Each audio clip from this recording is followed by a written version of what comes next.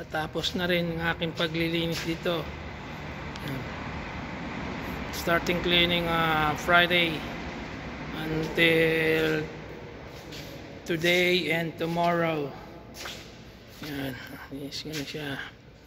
Ayun, nilagay ko sa one side yung mga gamit na itatabi pa, pwede pang gamitin siya.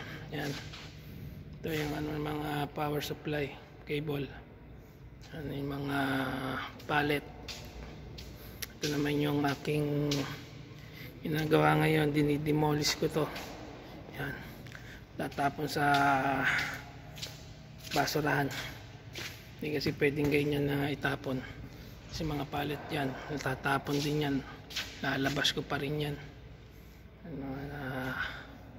Daming basura. Ito naman yung gagawin namin sa cinema, mga sidings yan ng screen 8 cinema. Ito pa yung hindi pa natapos, hindi napasok yung gagawa.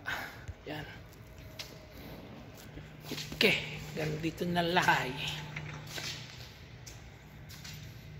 Alas 4 na, 1 hours na lang, home time na.